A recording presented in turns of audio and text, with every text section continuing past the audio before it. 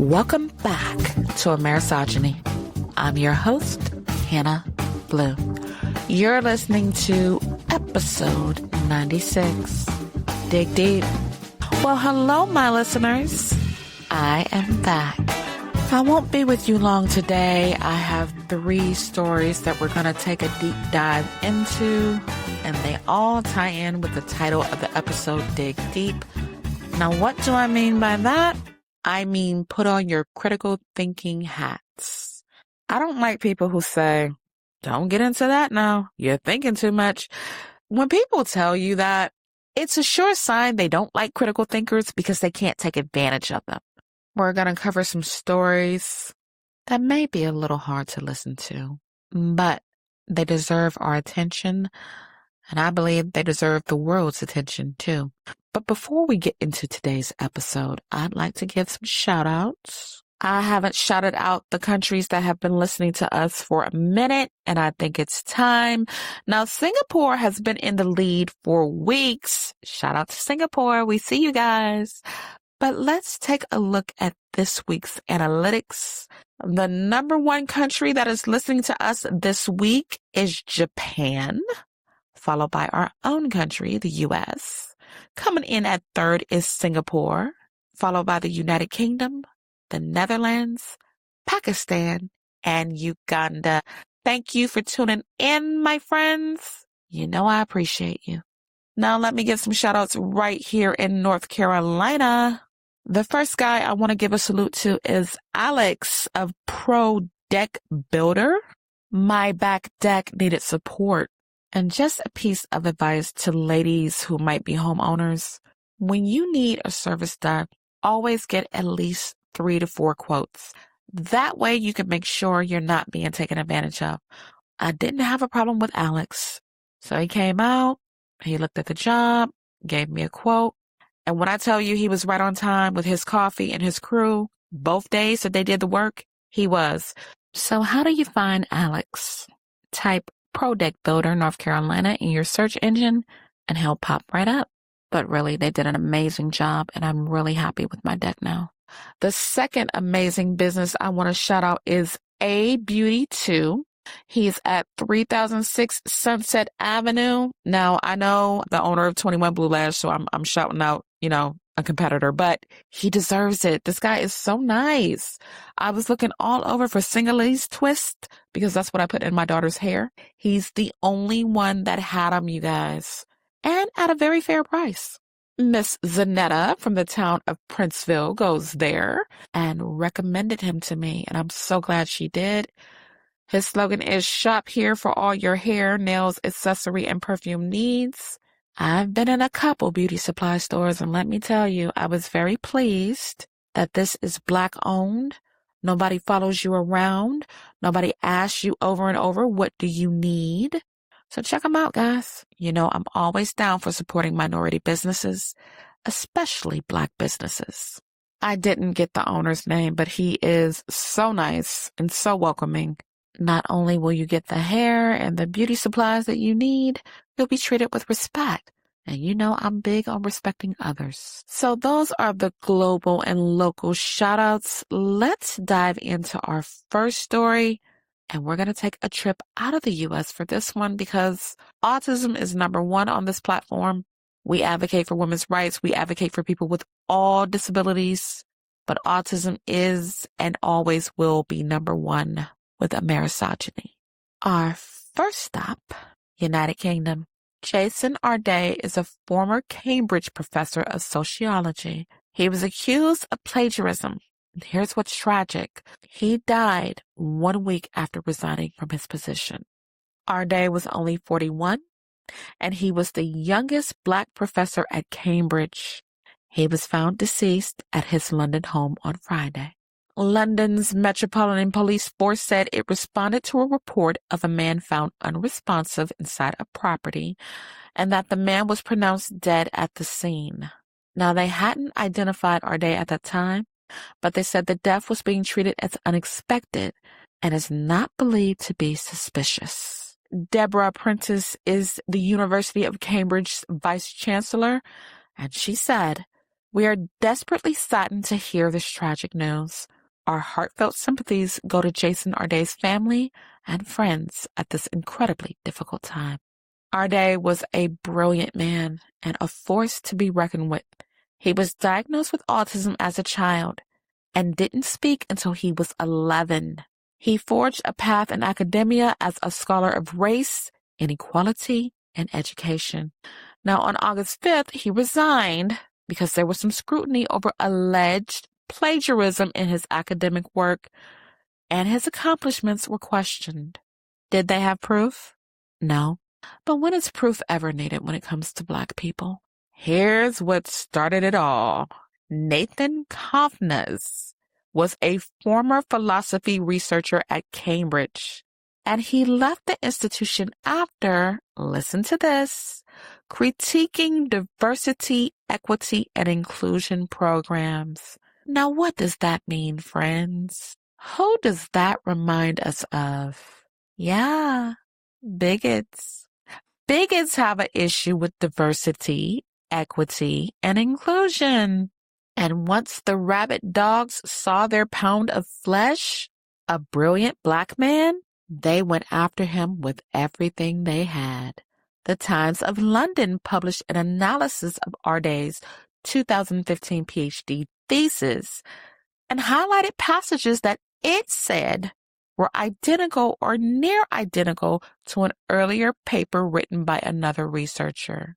And British media followed, the same media that tore apart Meghan Markle's Sussex, the Duchess of Sussex.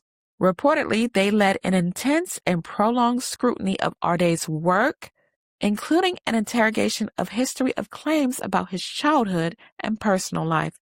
Now that went too far. According to Arday's family, he was a gentleman who always wanted to see the best in everyone, and they spoke out against the critics they said would leave no stone unturned in their quest to undermine him. This was a Black man. This is the story of Black people all around the world. All it takes is one hateful person to undermine everything you've done. Simon Baron-Cohen is a professor and the director of the university's Autism Research Center. He reported to the BBC that he was in touch with Arday hours before his death.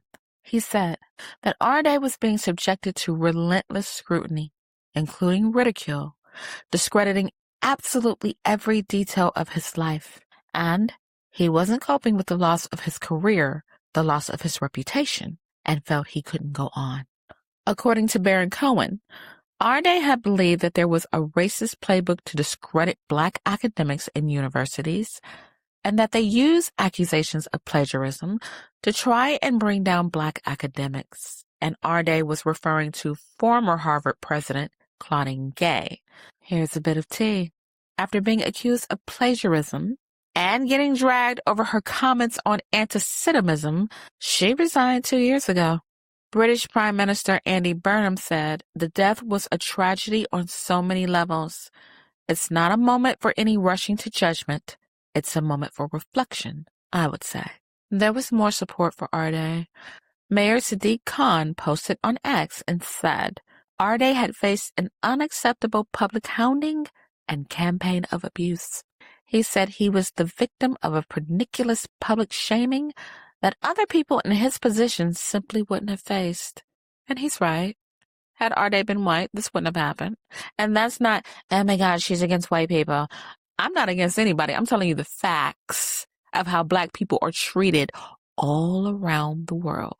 Hacked Off is a campaign group that supports regulation of the media, and they called for an inquiry into the culture and behavior of the British press. Now, I'm with them. They need to be stopped. Hacked Off said scrutiny went far beyond any limited public interest considerations around academic standards. At first, Cambridge defended Arday, but on August 5th, it opened an investigation following new information about his qualifications and honorary appointments. Keep in mind, this was a neurodivergent man. Clearly, he was brilliant if he got into Cambridge. He didn't need to steal from anyone. Arday penned a resignation statement and described his tenure as the privilege of my life to teach my students. He conceded, "The years since my appointment have also been marked by an unrelenting level of public scrutiny and personal attack. While criticism is an inevitable part of academic life, what I have experienced has gone far beyond scholarly disagreement. The relentless accusations, speculation, and public commentary have taken a profound toll on me and on those I love. When Black people are brilliant, the exception to the rule, the standard, others can't take that. There always has to be a why or a what if one of us shows ourselves as extraordinary. And the U.S. is guilty of it too. Some people in the U.S. expect Black people to play ball, basketball, football, baseball, or sing and entertain. That's what we are expected to do. But as far as academia, oh no. An intelligent Black person is a figment of some folks' imaginations. They cannot comprehend that we are not stupid, that we do not fit the molds that their ancestors shaped for us. What this man went through was horrendous. And I'm going to tell you right now, I don't believe he plagiarized anyone. Cambridge stated they would investigate the circumstances around his appointment by the Faculty of Education in 2022 and his time at Cambridge. Let me ask you, if Arday was white, do you think he would have went through this? That's a simple yes or no. But whatever your answer is, think before you speak. Think hard on it. In his resignation, Arday also said he reached a point where the personal cost had become too great. For my own well-being, for my family, and those who have stood by me throughout this difficult period, I have concluded that the only way to bring this chapter to an end is to step away. And I can tell he didn't want to, and he shouldn't have had to. Arday penned a memoir, Great and Unfortunate Things, and it was released earlier this week in our country, the U.S. His memoir talks about his childhood, from being diagnosed with autism and developmental delays at 3 to speaking by the age of 11 and reading and writing by the age of 18. The fact that this man overcame extraordinary obstacles only to end up on the other side of success, that's what makes the story all the more tragic. He should not have been ridiculed or questioned on the account of one bigoted person. But that's how the story goes. A description of the book said, without romanticizing the struggle, this is a story of determination against seemingly insurmountable odds, and of a family and a small group of believers whose compassion helped him see what is possible. Rest in power, Professor Jason Arday. You know what I would like to see happen? If people are held accountable for the things that they say on social media. Whoever penned the term, sticks and stones will break my bones, but words will never hurt me, is a bona fide fool. Some people don't even remember what they had for breakfast, but they can go back 10 years and recall what someone said to hurt them. Words matter. Words hurt. If you can't be kind, just keep your mouth shut. I wish Arday had opened up to someone and talked about his feelings. Maybe he'd still be alive today. It helps to have people in your circle who are compassionate, who love you, and who genuinely want to see you do well. Before we move on to our next story, let's talk about trauma dumping. No one got this out of a psychology book. It's actually going around online, and when I see these types of things, I always groan. Because the internet has become a substitute for genuine therapy with a licensed mental health clinician, and I can't stand it. But online, trauma dumping is defined as unloading overwhelming feelings onto someone else without their consent. This makes grief and anguish sound like a violation. But let's get into it. Cheryl Grosskopf is an anxiety and trauma therapist in LA, that's Los Angeles, California, and she says it's like an extended one-sided version of venting. It's also treated as the worst social sin you can commit. With a consequence, this can make people afraid to talk about their grief, trauma, and other painful things. Keep in mind, we need social support. We need other people to help us cope. especially when we're going through a hard time. If someone comes to me and want to talk about a parent they lost or a pet, I don't look at that as trauma dumping. It also depends on the relationship that you have with the person. We all have different friends that we talk to about different things. I don't think it's healthy to unload everything going on in your life, because with some friends, you can't talk about certain things, nor should you. There's some friends you can talk to about sex and some friends you can't. There's some friends you can talk about work and God and some friends you can't. But the best way to go about it is to ask, hey, you got a second? I need to vent about something. If they say yes, then move on. But if you already have that relationship established, then you don't need permission. I say it's all about finding the right person and finding the right time to talk about what's bothering you. So I hope that sheds some light on trauma dumping. And we're going to get into our last stop, Jackson, Mississippi. A family is grieving and they're talking to media and anybody else who'll listen. Their relative, Tasia Fortune, was 29 and she was found hanging from a tree on August 3rd. And before you ask, yes, Tasia was Black. I've said this before, I'll say it again. Black people do not hang themselves. It is not a first response to grief, trauma, pain, nothing. This story is very sketchy. Let's get into it. Although an autopsy was done on Tuesday by the Mississippi State Medical Examiner's Office, police have not received an official cause of death. Police say the investigation remains classified as a death pending investigation while they wait for the medical examiner's findings. Christy Spivey is Tasia's mother, and she said that she was absolutely devastated by her daughter's death. She said her daughter was better than she'd seen her in a long time. She was at peace. She said, I know my daughter, and she did not do this to herself. So how did she get up in the tree? You're telling me that according to the mother, this woman was in a good space. She was at peace. But others would like us to believe she was spiraling and out of control. Okay, so if you want to commit suicide, why not do it in the comfort of your home? You're telling me this woman went and found a tree to end her grief? Ain't no way. I don't believe that. And many Black folks in Jackson don't believe it either. The police released a statement saying, we urge the public and media not to speculate or draw conclusions about the circumstances, cause, or manner of Miss Fortune's death before the medical examiner's office has completed its review and issued an official determination. Unverified information can cause additional pain for Miss Fortune's family, friends, and loved ones, and can interfere with an accurate understanding of the facts. Okay, what are the facts? A beautiful Black woman was found hanging in a tree. According to the mother, she was in a good space. I've said it before. Mississippi is one of the most racist states in the United States. It is the state where Medgar Evers was assassinated. He was shot in the back while coming home. It is the same state that 14-year-old Emmett Till was beaten to death by two white men, and why Carolyn Bryant lied and said he whistled at her. It's the birthplace of my paternal grandparents. Racism was so bad, they migrated to the north.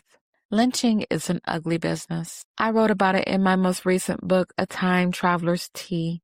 Lynching has been going on since the slave boats came to shore. It is a very popular way to murder Black people. But there are some entities in the U.S., they would like to erase that history.